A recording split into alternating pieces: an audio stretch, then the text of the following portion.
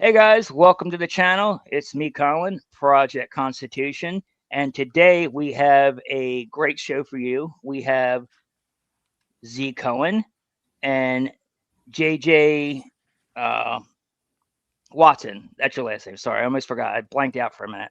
So we have Z Cohen, JJ Watson, and Chris Santoya from the Unfuck America Tour movement with us today. They're going to be talking about their documentary, their bombshell documentary that they just dropped on Turning Point, which is about them faking chapters. It's really good. If you guys haven't checked it out, we'll make sure to drop a link here in the chat for you. But we'll go ahead and get right into it. Let me introduce our guest here. How you guys doing today? Welcome to the show. Good. Thanks for having us. Doing great. Thank you. Yep. Okay, so actually let's go ahead and let's just show for a couple minutes of it, so people know kind of what we're talking about and what you guys did if they hadn't seen it yet.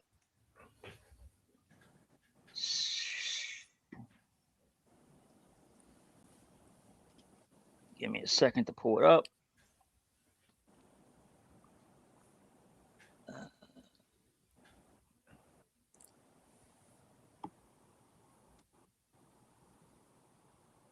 Okay, I'm not going to show the full thing because I want you guys to go to their channel to go watch it. It's on the Unfuck America Tour YouTube channel. And again, I'll drop the link in the chat for you guys. But we're just going to watch. One of the things they did is they got into they investigated these Turning Point Club America chapters, and they found that a lot of their chapters are actually fake. They do not exist. Some of them have never even existed at all, and they're just complete lies. That's one of the things we're going to talk about. But they also went a step further to even prove this, and they created their own fake chapter with Turning Point. And it got approved, zero oversight whatsoever. So that's what we're going to show you now. We're going to show you that section. Then we'll have them kind of get into it.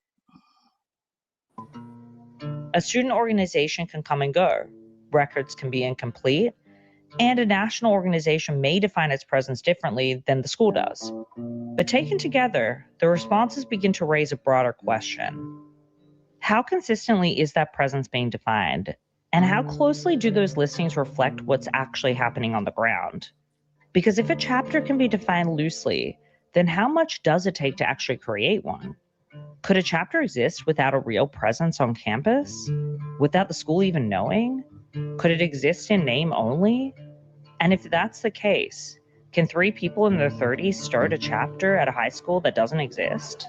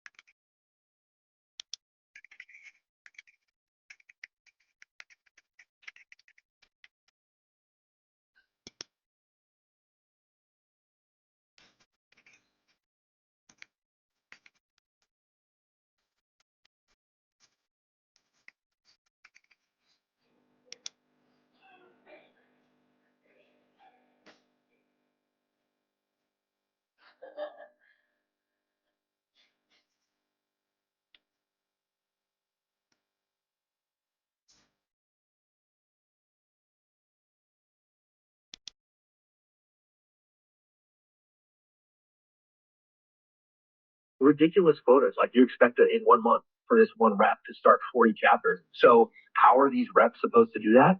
Well, they would give gift cards to the students if they started a chapter, but nothing would ever come of that chapter. So it'd just be one kid called the president and one kid called the vice president and then one kid called the secretary, and they got gift cards. You could have 50 chapters technically, but.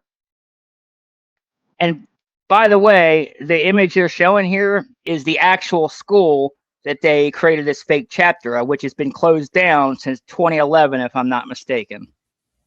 Yep. Correct. Yep. 3 of them hold events and like 10 people show up.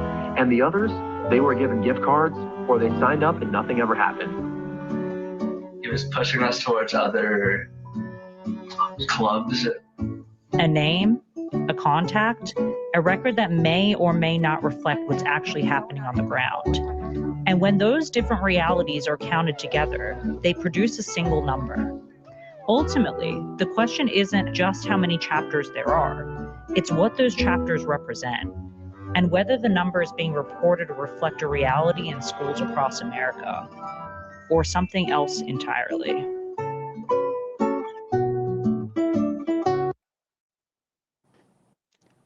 All right, so that's a little sneak peek there. Like I said, you guys can, after the live stream, go ahead and go watch it for yourself.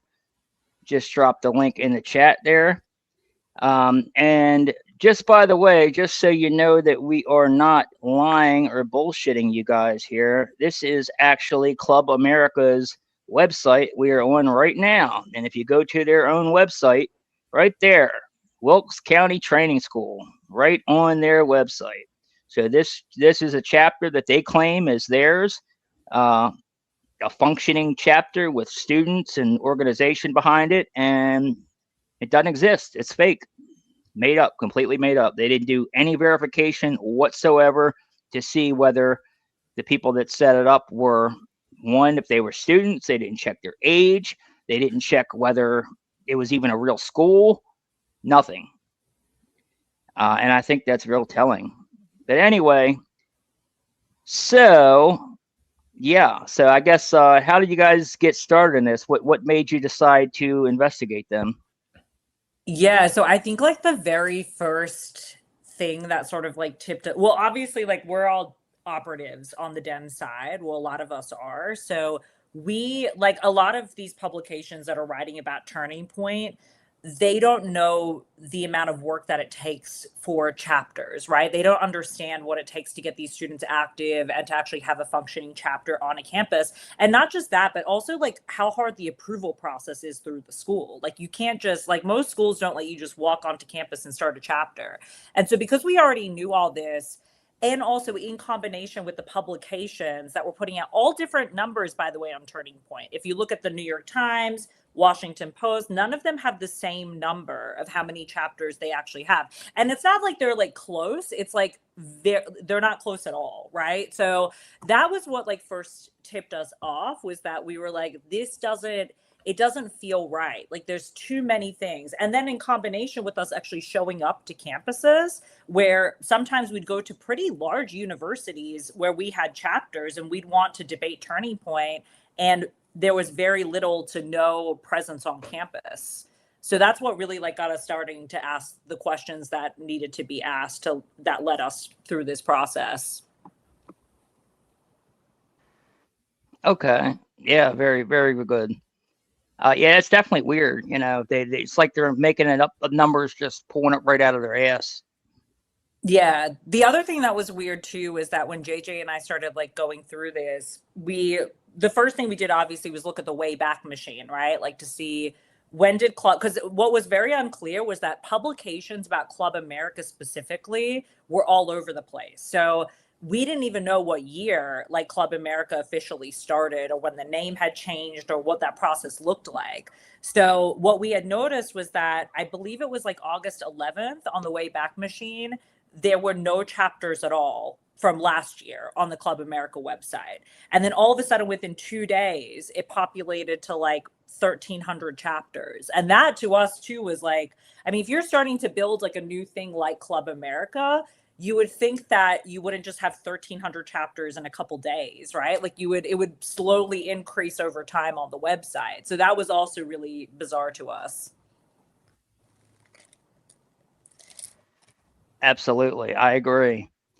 So how many of the schools or chapters did you and your team actually reach out to, you know, for the investigation?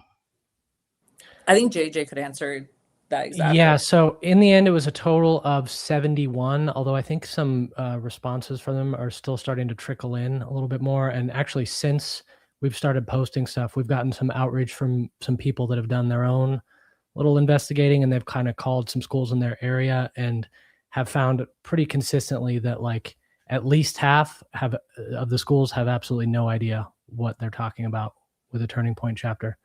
And again, these are all from that map that they claim to have chapters at every one of these schools with a pin on it. That is a stunning discrepancy. That's certainly that's not a little mistake. That's something that seems like a major problem that they have to have known. That doesn't seem like something that they would not have known about. Oh yeah. Mm-hmm. They definitely know about it for sure. Yeah, because we've talked to staffers that all said that this is a pretty commonly known thing within the organization. And I've actually heard the same thing. Yeah. Go ahead. Yeah, I also just wanted to add, like, even if they choose to not believe us, like, you guys could do your own due diligence. You guys could go on the website and you guys could call the schools yourself, and you will have pretty similar results to what we found out. Yeah. Yeah. We made sure too, because originally we thought that, oh, well, maybe this is just like one bad employee, right? That's like not doing their job. But then we started to spread out our research amongst all, like across the entire United States. So if Turning Point wants to come back and say, oh, that's the fault of a regional director, it's just not true, because we've done our research across the whole United States and we're finding the same results. Mm-hmm. Okay. What now once you take us through the process of what you had to go through to set up a chapter. Yeah, JJ. Yeah, can do that part was comically simple. I mean, you literally, if anybody watching this wants to go and do it themselves, they're free to do that. All you have to do is go to Club America's website, click start a chapter. I mean, I didn't leave much out of what we showed in the doc. You really just have to fill a few things out. You do need to like have, 3 positions that are filled, which is like a president, a treasurer, and a vice president. But in our case, those were just completely made up names and made up phone numbers. So yeah, I mean, very, very easy. And then from there, basically they just reached out. The field rep did for our region. She started a group chat, which was ongoing for about a day, a little bit awkward because I was the only one responding, obviously, to that group chat. But from there, I mean, it seemed at that point we were official by their books. It took a little bit to get the actual official update on the map. And, it took some like careful prodding from me to be like, are we official at this point? But from their end, from the moment we submitted that, it seemed to me that we were official.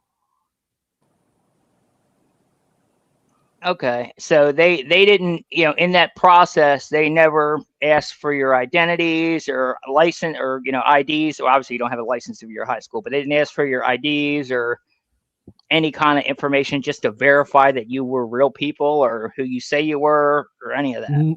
None whatsoever, and nothing to do with the legitimacy of the school. I mean, obviously, it's interesting in their document to fill out the one optional section is the school advisor. That's like, you don't have to fill that out. And I think that is an intentional omission, because I think probably what they experienced in the past is that there are, high school advisors that are not trying to get on board with Turning Point, and that they were having trouble getting to the numbers of chapters that they were striving for. And so they removed that as a requirement. So now there's literally no connection with the school whatsoever, no approval with the school at all.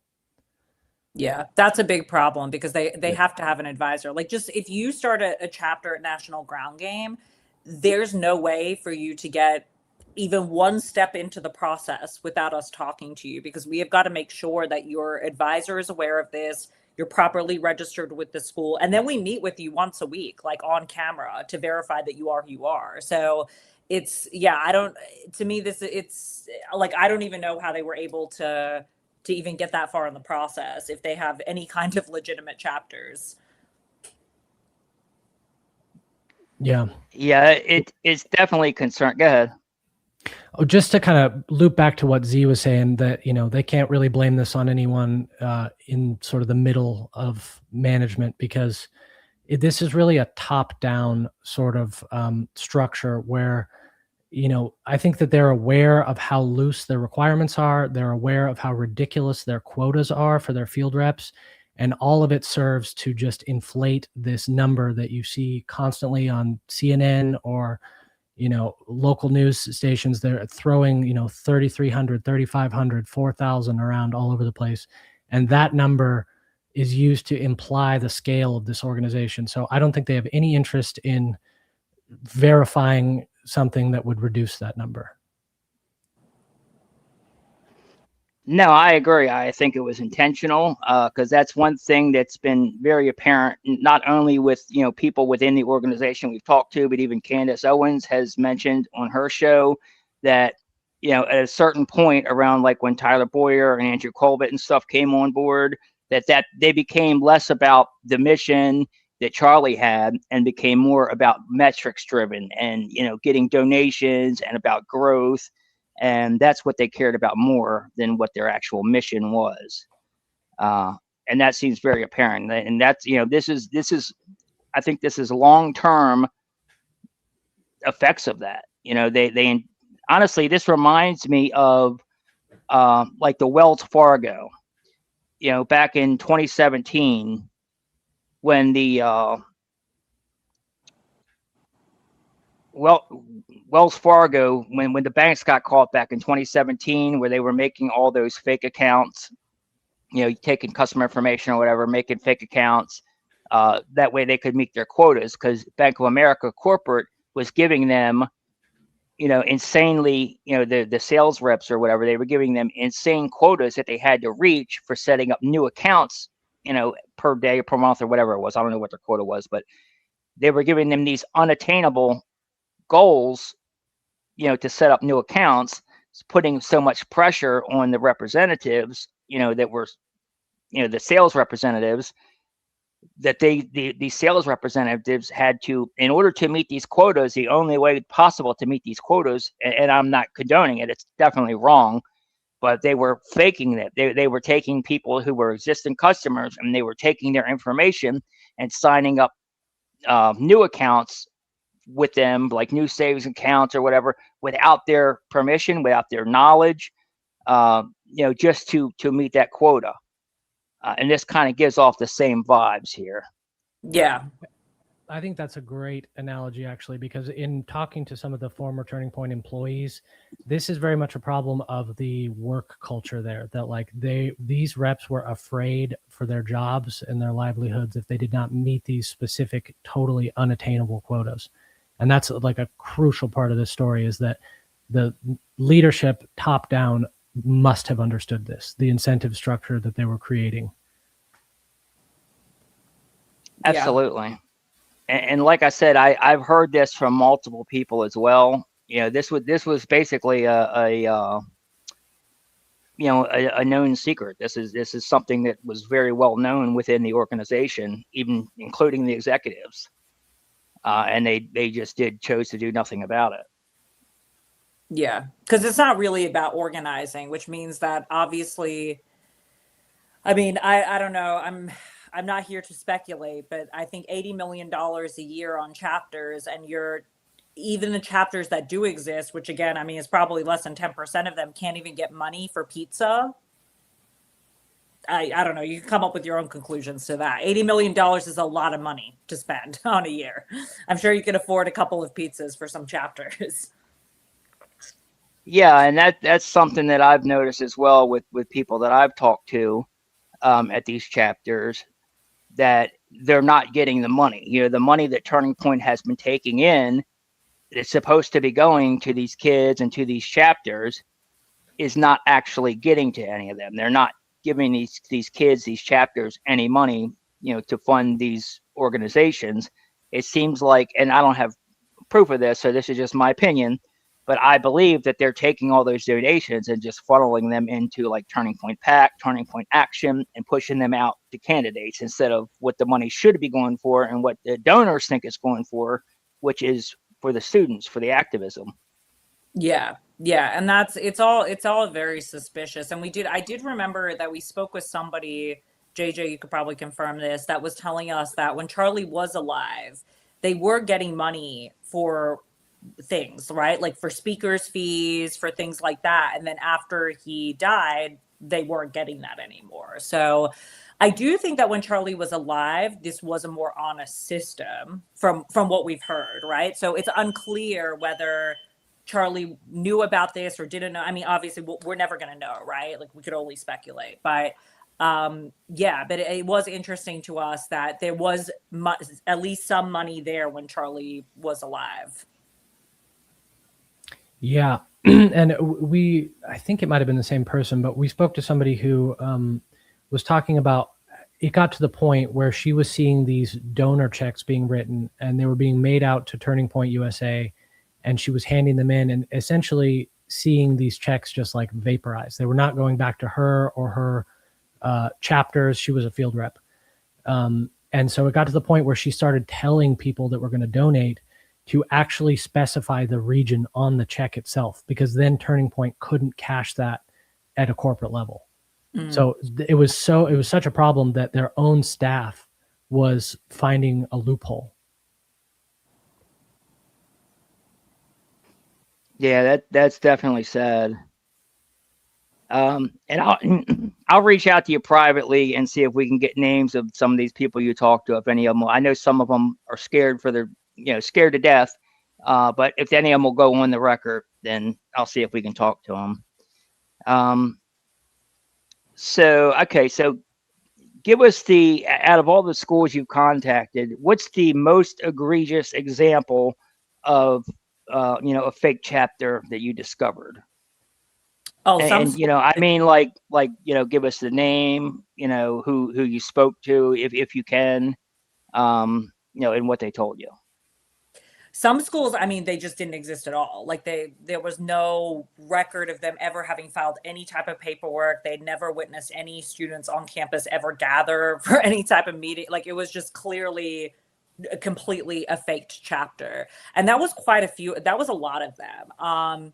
The first one that actually got us moving on this documentary was actually in rural Nevada. Cause I live in rural Nevada. Home of Andrew Colvett, as he likes to tell everybody. And so the chapter was actually in I think it was near Winnemucca, if I'm mistaken. I think it was somewhere in that area, which for people that aren't aware of Nevada's geographic locations, we only have 2 major cities in Nevada. So it's Las Vegas and Reno, and pretty much the rest of it is just desert with nobody there. And so this school in particular wouldn't have had more than 30 students at the whole school. And when we called, they were we don't have clubs at all. They were the clubs don't exist here. And so that was the very first one. And then, and then obviously there were a lot more after that we called that were just completely no record of anything at all.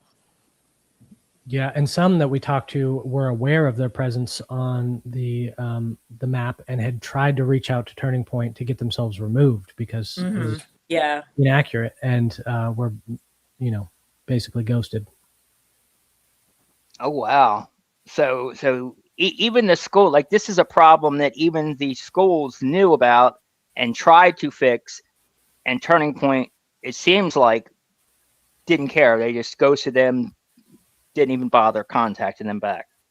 In some cases, yeah, because a lot of people do. I mean, a lot of schools, public schools in particular, they don't want to be associated with overtly political movement like Turning Point.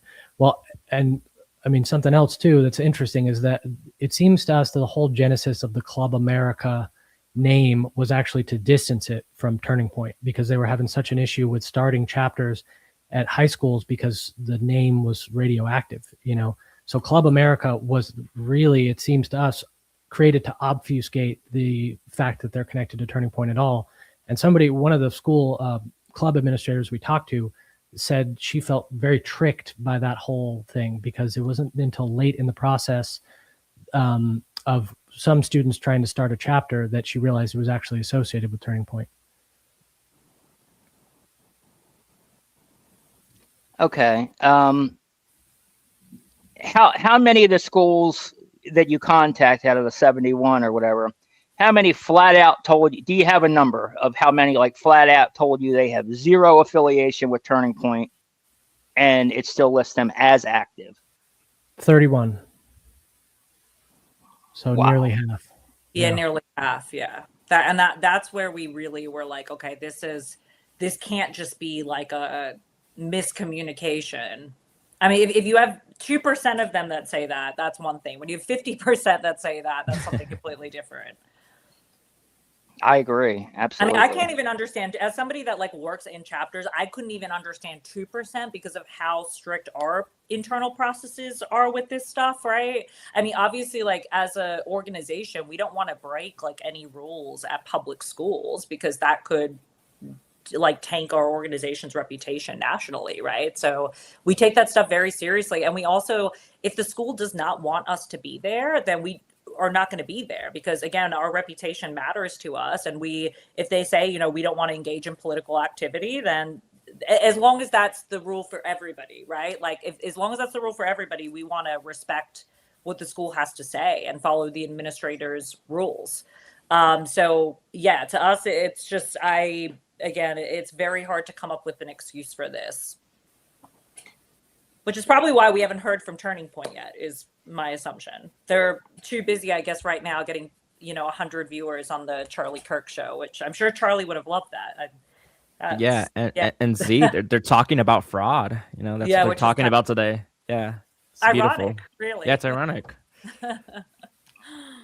Yeah. I'm sure they don't want to talk about their own fraud, though. Yeah. Exactly. And I know obviously that this is happening since it's trending on Twitter right now. So it's, yeah, I honestly, I think it's disgusting what these guys have done to this organization. I mean, everybody knows, like, I very much disagree with Charlie Kirk ideologically, but I also don't think that it's like right for them to like completely destroy his organization and the reputation of his organization, especially after his death. Like, to me, that just feels so disgustingly wrong. And if somebody did that to my organization, I'd want them to do something about it.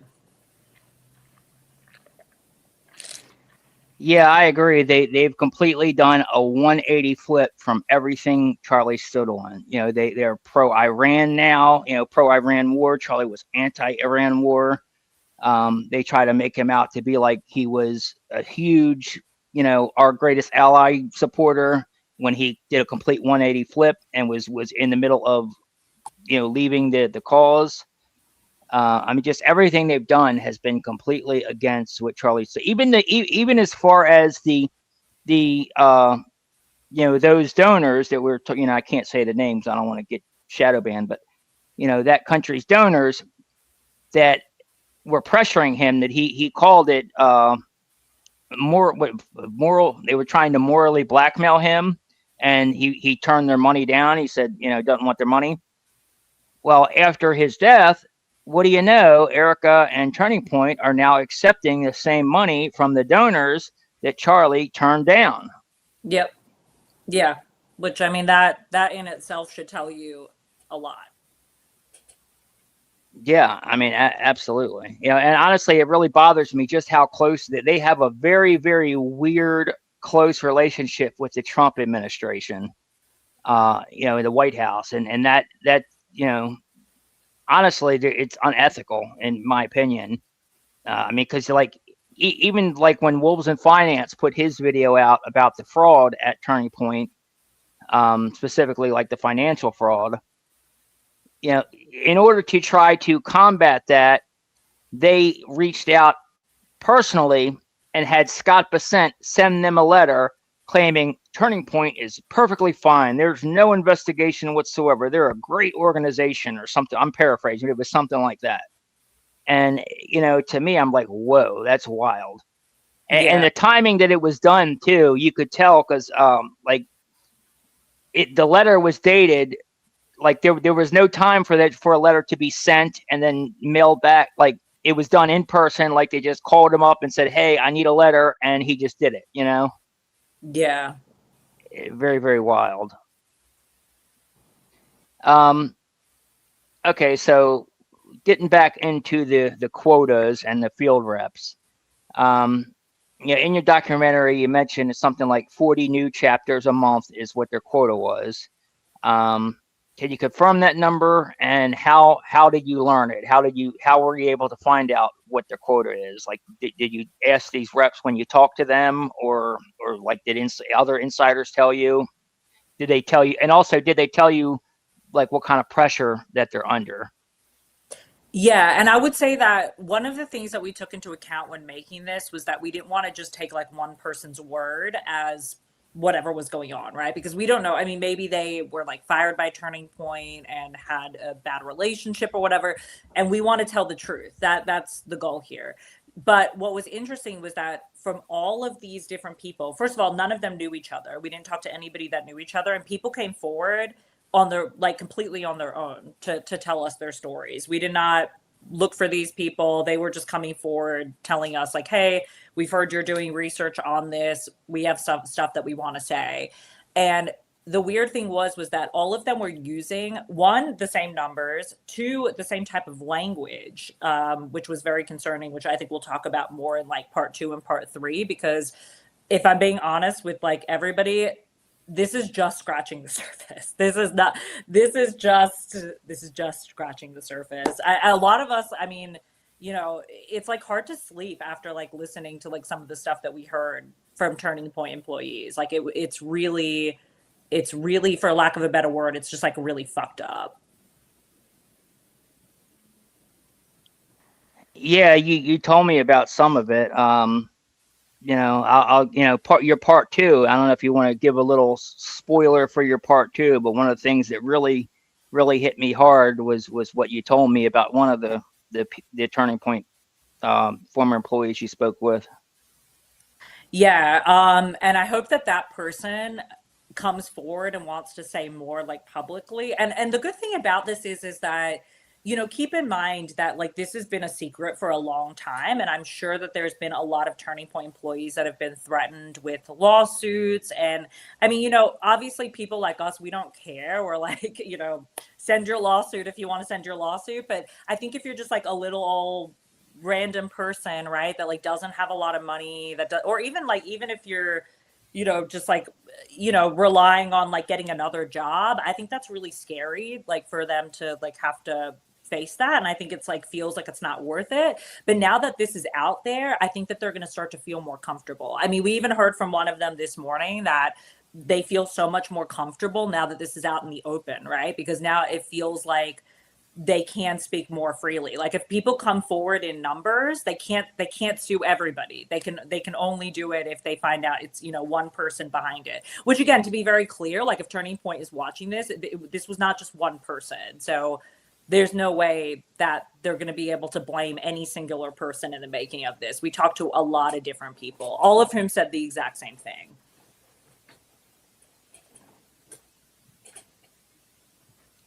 Gotcha. And they revealed the pressure that they were under. Like, did they talk to you in any kind of detail, like the pressure that the executives are putting them under to meet these quotas?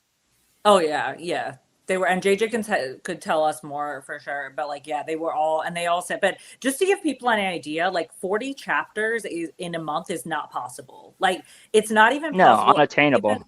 No, it's totally, and it's not even just like, oh, well, maybe one person could do it. Nobody could do that. Not even a team, because the problem is that even when you're like applying for the permitting to be able to do this, that could take months. I mean, like sometimes, like depending on how strict the school is, I mean, some schools are easier than others, but even the easiest school that there is still takes like 6 to 8 weeks to get something approved, right? And that's if everything's in order. And some schools are even longer than that. Like there's some schools where it's like you can only file in this month every year. It needs to be done by this time. You have to have a faculty advisor by this time. Everything has to be signed.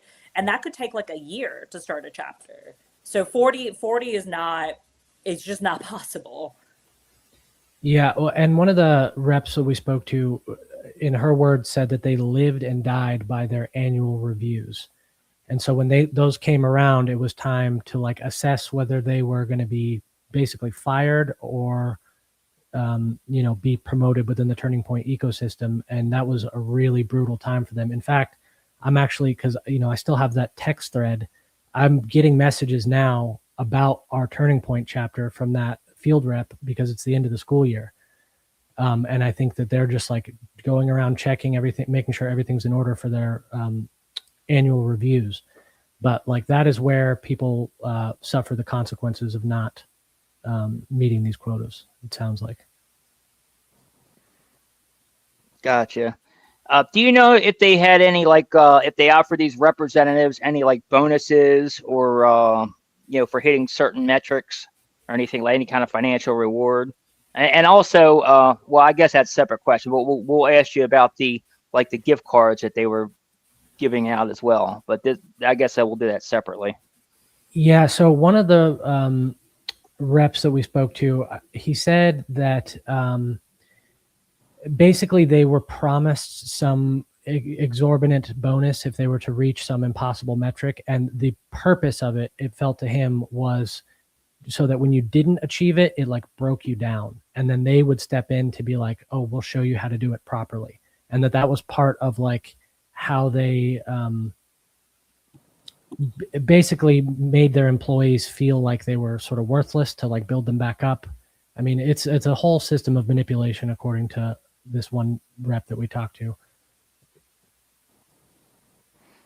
Gotcha. Yeah, I've definitely heard this, similar things about a lot of manipulation in there. They're kind of, cultivating a cult-like atmosphere. Totally. They're rewarded okay, to keep their job, right? Right. Yeah. And that's crazy. Yeah, and to have a company that doesn't stand up and support them, and I mean that's no way to live. That's no job, Yeah, and you of want course, you want financial responsibility, or not responsibility. You want stability. You want financial stability, and it sounds like they were giving them the exact opposite. Yeah, exactly, and it's hilarious because Erica Kirk doesn't even meet this quota, right? Like people are closing down their chapters because of Erica Kirk. And it seems like they have a higher standard for their employees than they do for their CEO. Mm-hmm. Yeah, Big time. And that actually is a good point. Especially they cannot meet these quotas in this current atmosphere because there is such a dislike, a distaste for Turning Point, such a dislike, of Erica Kirk in particular. And as you said, many of these chapter people are actually leaving. They're dissolving the chapters and taking them with them. They don't want to be part of Turning Point anymore. Schools are refusing to allow them to hold events on the campuses. So in that kind of current atmosphere, I can imagine these reps' jobs were even harder, which is even more incentive for them to make these fake chapters. yeah, exactly. Which then goes to the next point of the gift cards. You said that something about they were giving gift cards. Like if you signed up a new chapter, they offered them a gift card for signing up or something. You want to explain that? Yeah, I mean, basically because the criteria for a chapter is so low, just a kid going online and putting their name into the chapter, application box. It sounds like they would have, for lack of a better word, bribery going on, where they'd just be like, yeah, here's a Chipotle gift card if you go and sign up for a chapter, and I think that, if I was in high school, I probably would have done that too. I wouldn't have given a shit about what I was representing. I just would have wanted the gift card, Yeah, same. For sure. Yeah, honestly, it reminds me of COVID. Like Candace made the great comparison that Erica Kirk is like the COVID vaccine 2.0. When they were trying to force that down our throats and bribe us all with the gift cards, and we'll give you free beer if you get the COVID shot. We'll give you $50 if you get the COVID shot.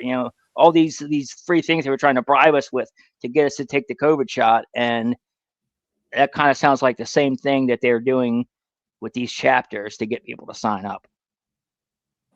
Yeah.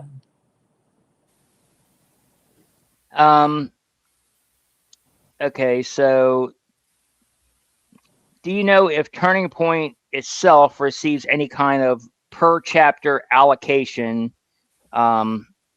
grant or increased donor money, or based? Do you know if they if their donor money is based on how many chapters they claim to have? I'm sure that I'm sure that the donors are looking for certain numbers. I don't think that, I mean, we would be speculating, right? But I'm sure that the donors are giving money because of the student activity, right? Like, I mean, obviously, like, they want to put money into races, they want to do other things, but ultimately, Turning Point USA is meant to be a student activation organization. That's what it is. It's not Trump's organization. It's not. Charlie Kirk built Turning Point USA to be a successful student organizing organization. And that's what donors are giving their money to. So I can't imagine that the donors are going to be happy with knowing that it's mostly all bullshit. I think that's going to be a really, really tough sell to the donors that are giving money to that. Gotcha. Yeah, I agree. Yeah, I think it's directly tied to it for sure. I think that that's definitely one of the metrics that they, if it's not in particular, like, I'll donate this if you sign up this many new chapters or whatever. I think they use it as like, like to gloat, like, hey, by the way, we signed up this. Yeah, definitely. Yeah. They have to have a strong pitch deck for their donors. And it's like, imagine sitting in front of a donor, you're a $300 million a year organization, and you're like, we have 200 chapters. That's pathetic. Like, most people are going to laugh at that and not give you more money. But it's different when you're like, we have 4,000 chapters, right? Like, then all of a sudden that conversation completely changes. So the same thing for their events. Like, that's the thing, is like, Turning Point USA isn't just inflating their numbers. And I think, like, most organizations in some way inflate their numbers. We try never to do that, but like, I know that there are organizations on both sides of the aisle, I'm sure, that inflate a little bit. But there's a big difference between inflating a little bit and 90% of it, right? Like, there's that's the biggest issue here. So they're not just inflating their numbers on the chapters, they're inflating their numbers on everything, on their attendance in events, all of the activities that they're doing. So really, Turning Point is just really, what I want people to take away from this is that Turning Point is not the size that you think it is. Yeah, absolutely.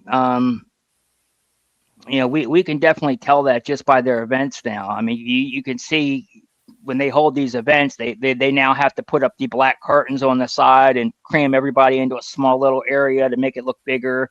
They even have and you may be able to speak to this since you've reached out to people, but I know they just recently started this TPUSA Hype Squad, where they have where they I don't know if they pay them money, physical money, but they definitely pay them in kind gifts, like giving them merch and tickets to the event, and like, they want them to hold up signs and be their cheering squad at certain points. And that's the same people that they have asking the questions. Like, when they have the question and answer sessions, the very first people in line, they always make sure, are these Hype Squad members, to make sure that, they don't get to ask any questions that they don't want to be asked. Yeah. That was something that we encountered with a few reps, was, and in their words, for an organization centered around free speech, their internal policy around what they were allowed to say was incredibly restrictive. Just kind of going off what you said, it was interesting to us that they get weekly topics that they're not allowed to even mention, even on their personal socials. We heard occasions of people being reprimanded for bringing things up on their personal social media accounts that were that week's topic that you don't touch. Yeah, I've heard that too. And one of the things, maybe you can speak to it when you sign up for these chapters. One of the things I was told in the agreement they have to sign is they basically have to give control of their social media to Turning Point. Yes, like the schools. So basically, as part of their loose requirements, you have to start at least one social media account, which in our case, I just started an Instagram. It needs to be TPUSA and then the school's initials. But it is part of the required process. Now, they didn't even ask for this, so I don't think people are paying attention to it, but you are supposed to hand over your login info for that. You cannot post anything that's not like an unapproved logo. So they're very, at least on paper, very restrictive over and controlling over these social media accounts. Yeah, that's wild to me. That's something that I heard. I didn't have any proof of it, but that, you're saying that's proof right there. So they actually, not only do they want to control what your social media posts, but they specifically request your login credentials so that they can directly control it themselves. Correct. Yeah. Wow. That's in the handbook, I think, right, JJ? Or It is. Yeah, that's in what's the the pub. That's the publicly available handbook. It's like 40 pages long, and there's some weird shit hidden in there. Yeah. They also have some very weird training videos if you want to venture down that rabbit hole. They're on their website, or you have them yourself? They are on the Club America website. Okay. Yeah, we'll do another stream. We'll read the handbook, and we'll go over some of those training videos one day. Okay, so do you think the fraud, or not do you think, but do you have any proof that the fraud is just at the chapter level, or have you found evidence of it extending to, like the IRS tax documents or like donor materials where they're actually lying about the size of their organization? Well, on the IRS filings, they're claiming it's what, 3,300, right, JJ? Well, that's where it gets a little weird, because they're claiming 1,800 plus active chapters, but then also they're claiming active on 3,300 campuses, and they don't make a clear distinction between what those mean.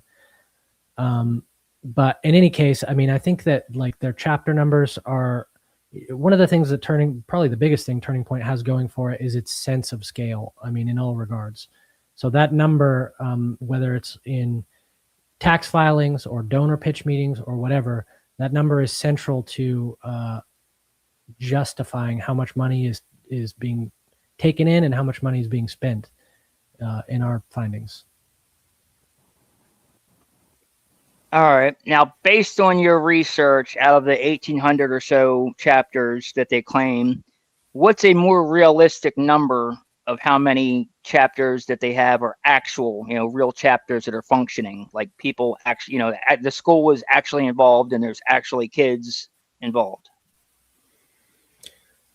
I mean, based on our sample size, which is not enormous, but we pretty consistently found across the board about half, are totally fake.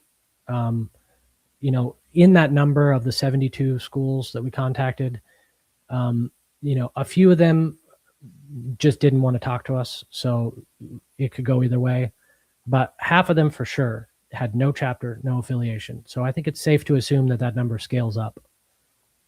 Yeah, definitely. And then even the ones that are technically like registered with the school, what we found too is that most of them are just like inactive. So, like nobody posting on their Instagram. Some of them didn't have anything post on their Instagram since like 2016, as far back as that, right? So like inactive for a long time. Or they just like didn't meet, don't do activities, it's so, yeah, it's hard to say the exact number, but I mean, I would venture to say that I would be surprised if there were more than like 10 or 15% that were actually like real active chapters. That's wild, and that really says something about, their organization, they're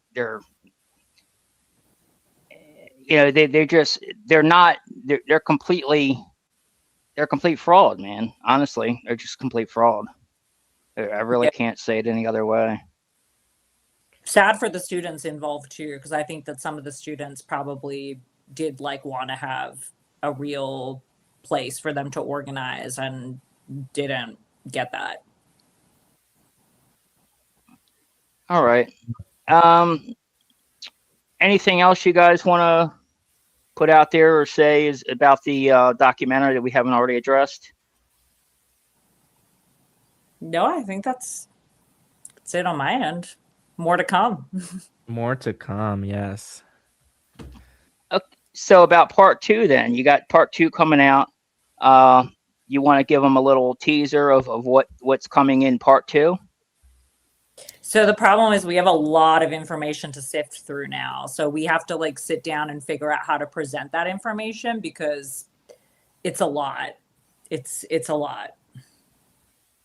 I would say if part 1 was about fraud, then part 2 is probably going to be more about the waste and the abuse. And if you have anybody listening that's a part of Turning Point, please contact us. Like, we'll keep your identity safe. And we want you guys to be a part of this story because there's like a lot of bad things that are happening in Turning Point. And it's very important for people to speak up right now. Yeah, it is for sure. Like some things that are like criminal. So yeah please, are your stories safe with us? Like we will never ever publish anything without your permission and without you seeing it first. And we'll always hide the identity of anybody that wants their identity hidden. Likewise, you could definitely, same thing with me, I'll keep you anonymous if you want to stay anonymous. Anybody I've talked to knows that. I think you guys do great work. It's been fun to get to know you guys a little bit. And this, and part of, there's a lot of, I don't really know how to address this. There's, back when Charlie died, a lot of people had concerns, and this has nothing to do with the documentary. This is just something that many people have asked me in my community to address. You probably know it was coming, but the interview, or not the interview, but the live stream with Destiny right afterwards, where I'll go ahead and we'll go ahead and shove real quick just to give people a reminder. I just want to ask you about that. And I've gotten to know you a little bit since then, so I know a little bit more of what's going on. And I personally don't think that you guys had anything to do with it. I think you were also being set up. But we'll just give people a little reminder of what this was. Well, what's up? I'm streaming, by the way. This is, did you see what happened? Yeah, I think so. Yeah, like, dude, Charlie's gonna be fucking dead. I'm pretty sure he's already dead. Yeah. Dude, we're fucked. We are so fucked. Well, what's up? I'm streaming, by the way.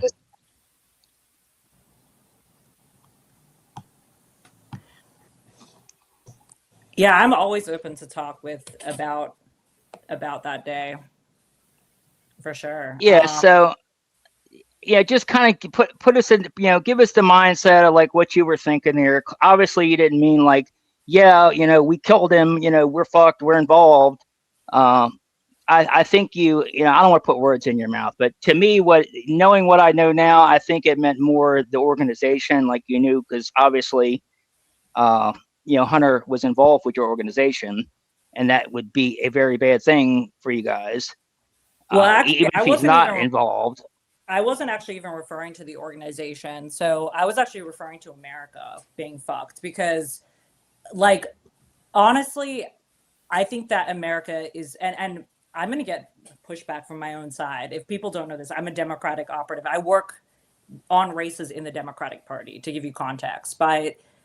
And people in the Democratic Party did not like my response to Charlie Kirk's death because I was one of the few people that I think that the country is worse off without Charlie Kirk. And I know that's a very controversial thing to say, but I don't want to live in a country where people can get shot in broad daylight for their political beliefs. I think it's fucking disgusting. And it makes it more dangerous for everybody involved. I don't know if anybody knew this, but a couple of things.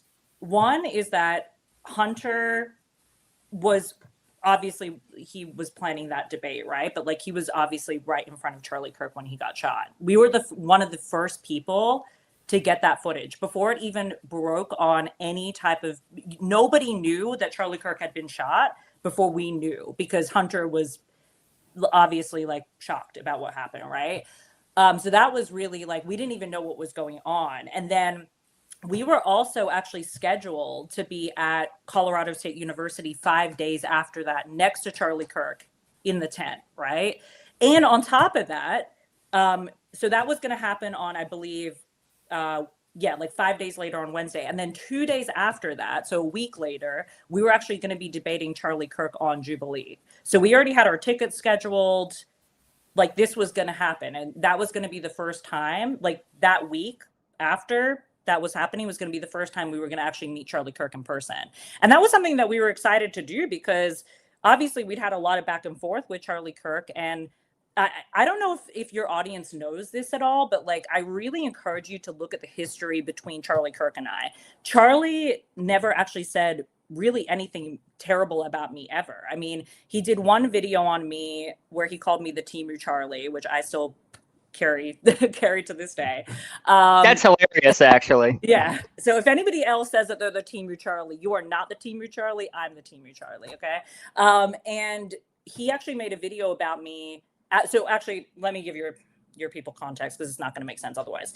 So during the Student Action Summit, which was in July, right before this, I was on CNN for the first time, and they were covering our organization's counter event to Turning Point. And during that interview, Donnie from CNN had asked me, basically, what are you guys doing? Why are you here? Right. And I explained to them, I was like, listen, I think that Charlie Kirk is the best organizer of our generation. I don't want to disturb his events. That's not what I'm here to do. I'm here to just offer people a counter, an idea. And I think that the Democratic Party has been awful at putting the footwork in that it takes to run and win elections. And I think Charlie Kirk has done that. So we can't be mad at Turning Point or at Charlie until we actually put the footwork in and we do it ourselves. And some of the things that we're going to have to do in order to do that is we're going to have big tent theory, right? We're going to have to stop the cancellations. We're going to have to stop the bullshit. And we're going to have to actually work together to make this a reality. And then Charlie covered that 2 days later on his show, which you can look up. It's still on his YouTube. If you put in Zico and Sanchez, Timu Charlie, it'll come up. And he talks about how my theory was actually very smart, and how he thinks that I am one of the only Democrats that actually gets it and knows how to do this effectively. So Charlie and I never had a contentious relationship, really. I mean, I never hated Charlie Kirk. In fact, I looked up to Charlie Kirk. I wanted to be the Democratic Charlie Kirk. I just don't agree with any of Charlie Kirk's ideology, which is obviously why I'm doing what I do. But we live in the United States of America. We are supposed to have disagreements with ideology and not get shot for it. That should be a normal thing. So I don't know, to us, it's our organization and both of our organizations, we need to have a counter to be able to have stuff to talk about, right? Or to that we should be able to have that. And now we can't have that because some psychopath decided to kill Charlie. And now it's really hard for us to go on college campuses and feel safe. It's really hard for us to be able to do what we do. So I think that anybody that thinks that I had anything to do with it is honestly crazy. And also why would I join Destiny's stream? Why wouldn't I be running from the cops? I mean, that would be so random for me to be yeah, I killed Charlie Kirk on a live stream. That's kind of crazy.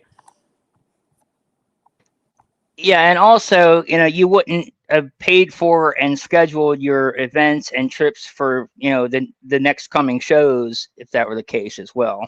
No, yeah, we lost. I mean, it makes me sad. I think about it. I think about that moment a lot, because I think about what it would have been like to get to meet Charlie, right? What would it have been like for our organizations to actually I think that the American Comeback Tour was going to be the biggest campus tour, because we were going to be involved, because Charlie was going to be involved. I think we could have had really good dialogue on college campuses. And now instead, we're fighting this organization that is completely being demolished from the inside. We're dealing with Trump, who is out of control. Like, we're dealing with the Iran war. I mean, I think the country is just so much worse off without Charlie Kirk. And I don't think that, I mean, if anybody wants to clip me saying that, I don't give a shit. I mean, they can do that if they want to do that. But that's truly what I believe. Yeah, and I agree. And Charlie, that's one of the things that he was, one of the statements he ever made was there is no such thing as hate speech. There is no such thing as, yeah, I mean, like speech. You have to have dialogue. You get violence without dialogue. Okay, so our free speech, our First Amendment is like foundational to everything this country's founded on. And I think Charlie knew that. You knew that. I think he supported you. I don't think, you were a little bit of a pest, I'm sure, to him, like a gnat, but as far as he supported your right to be there for sure. I know that. I know he would have supported you.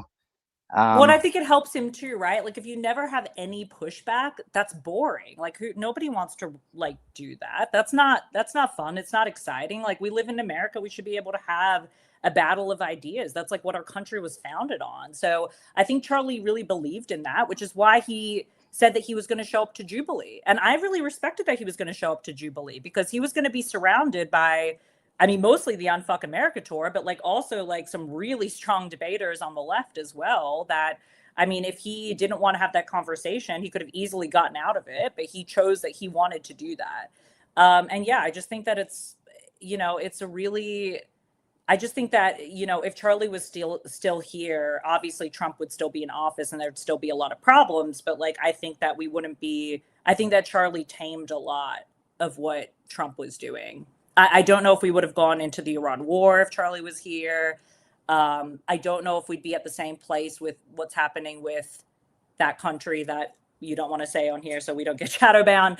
I think, I think because of those things, like, I think we're just in like a way worse off place. And as I said, I've gotten a lot of pushback from the left on this, because a lot of people on the left have said that that's me idolizing Charlie Kirk. And again, I want to make it very clear that I do not stand by 99% of what Charlie stood by. I did not stand by. But I just, again, I think that like people should have that dialogue. And I think that without it, now we are a lot more scared, which sucks. Exactly, especially because social media has basically become, with these algorithms, nothing but an echo chamber. They don't show you differing ideals. They just keep you in your same echo chamber. The left is in their same echo chamber. That's all they hear is people saying the left. People on the right, same thing. All you hear is people spreading the right.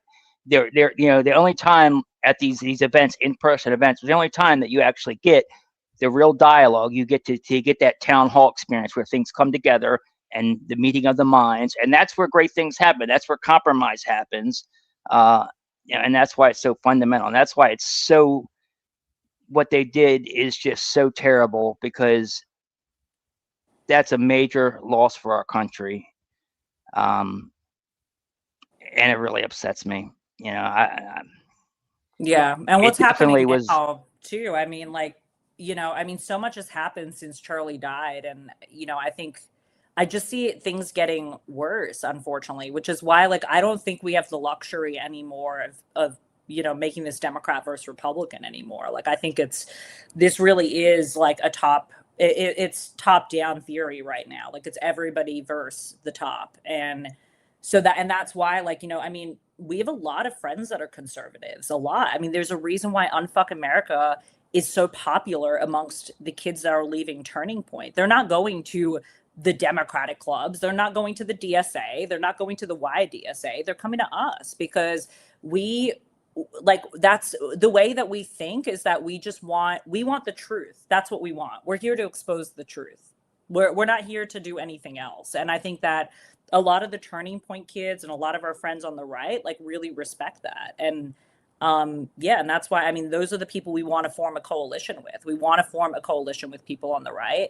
And also, I didn't mention this before, but I know a lot of the Turning Point staff that have gone through some like really crazy stuff that we've heard. If you're listening to this and you're a former Turning Point staffer and you're still scared to come forward, I highly encourage you to go to leavingmaga.org, and they have free counseling services for people, I believe, on Tuesdays and Thursdays that you can sign up. That could be really helpful for some people, because if you've seen some stuff you didn't want to see, if you've gone through some stuff you didn't want to go through, I know counseling is like not for everybody, but I do think that like group therapy is really, really helpful, especially in those cases. And Rich Lodges, who started Leaving MAGA, was like very deep in that rabbit hole and came out, and runs a really good program for people like that. So I highly encourage you guys to go look at that. Yeah, I agree. And you made a good point. It's not left versus right anymore. I mean, everybody in this country can see it. You know, it's us versus them. It's us versus the elites. You know, we're at a fundamental point in this country, a turning point, if you would. You know, Yep. a fundamental point in this country where, you know, we all have to band together and fight our common enemy. That's the only way that we're going to be able to survive. And unfortunately, we saw it with the Thomas Massey election, where they can just now buy congressmen. That's what they can do. They can just buy elections, fake elections. And I really don't know what to go there. You know, I obviously I don't want a revolution. I don't want violence, but I really do feel that is probably the only way that we're going to be able to fix this country. You know, is when enough of us say enough and finally stand up and take them on. Yeah. And we also have to really encourage participation in primary elections. Like, I think Thomas Massey is like a good example. But a big problem in this country is that too many people are not voting. Like, this is a massive, massive problem that we're having. Only 50% of the country votes, even in the biggest election that we have. Some primary elections in this country, less than 5% of the population vote. So we really need to encourage people to get out there. I don't care if you're like, I'm in a small rural red town, and I don't care. I vote for Republicans in my town. I vote for Republicans that are honest, right? Like, and if you live in a town like that, you need to be voting too, because there are races in this country that have been decided by one singular vote. Like, and that is so important. Before we talk about any revolution, we first have to talk about getting people to participate, because that's a huge issue that we're facing. And Charlie said it himself too. I mean, Charlie was this was a big point of what Turning Point was meant to be about, you know? So I really highly encourage people to get out there and really like look at people that you're voting for, and vote for truth tellers on either side of the aisle. I agree with what you just said. The only problem that I see is that the elections are now just rigged. You know, they're just fake. So that discourages so many people from voting. I mean, it shouldn't. You have to vote regardless. You have to vote regardless. But, you know, it's like, well, how do you fight that then? How do you combat that? You know, when they can just fake these elections using satellites, you know, like Ashley St. Clair, you know, said earlier this week. And how do you combat that? You know?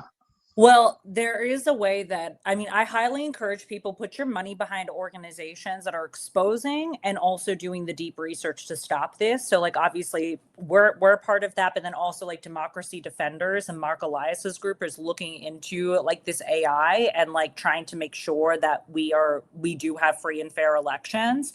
So I really highly encourage people, like, put your dollars and your efforts behind the organizations that are doing this, because not enough, like the DNC certainly doesn't give a shit. They're not doing it. Obviously the RNC is not. So like, go and look for the groups that are actually like fighting back against AI and fighting back against election rigging. I agree.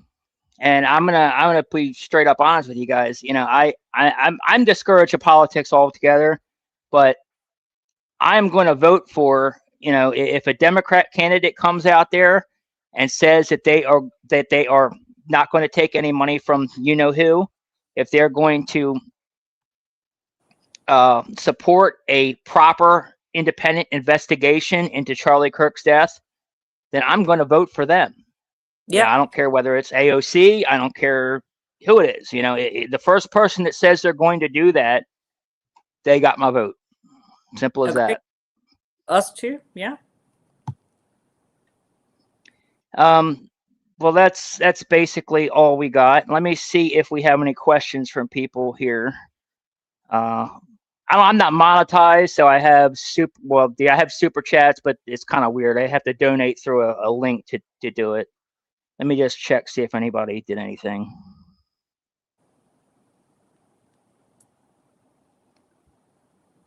Nope.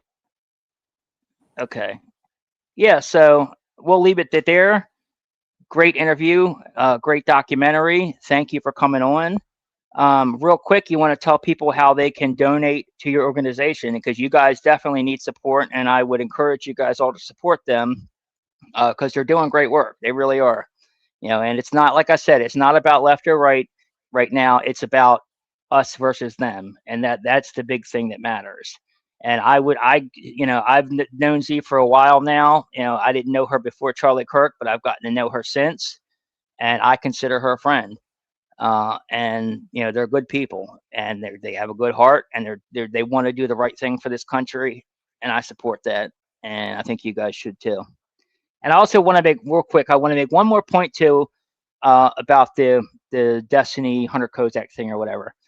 Another thing that you guys told me early on, and I was able to verify this, is that Hunter Kozak in your guys' Discord had actually said the question that he was going to ask at that event. Yes. So it's not like the people that think he might be involved or you guys might be involved. We all know that the CIA uses Discord to infiltrate these organizations, and also to radicalize people.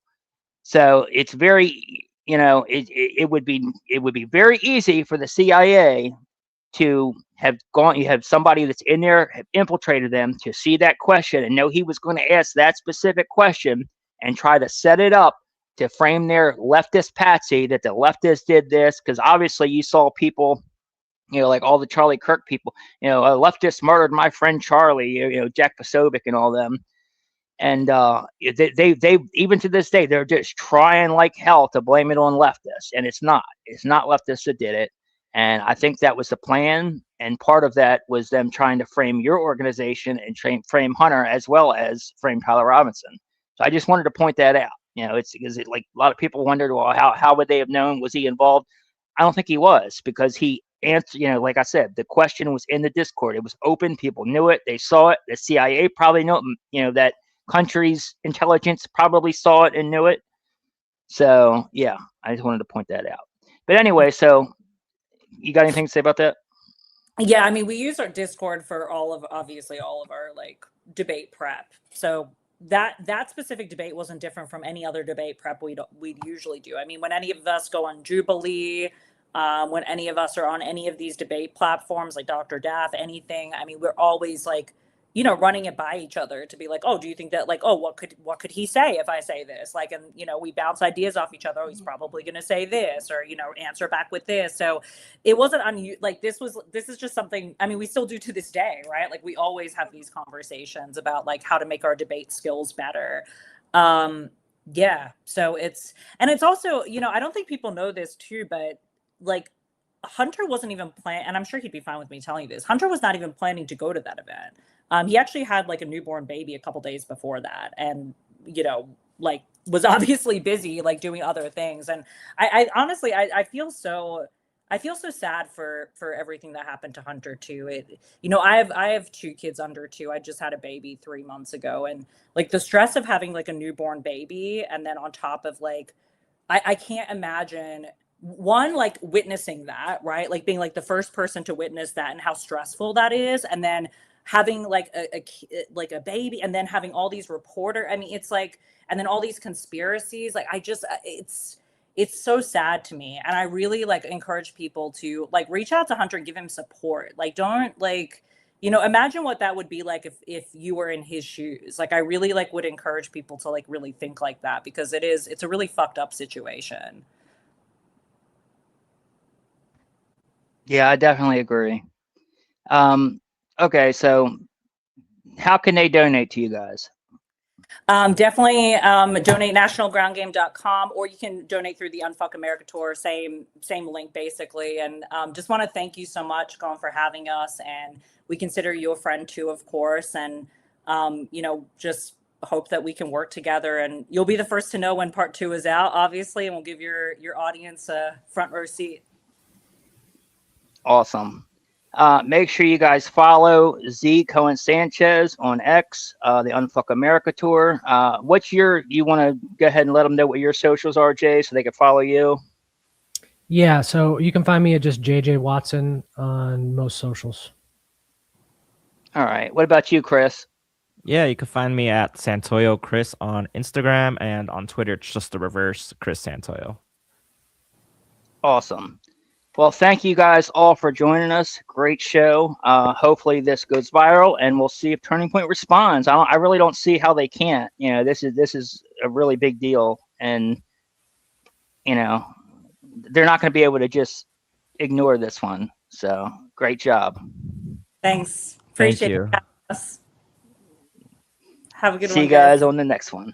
All right, bye. Bye.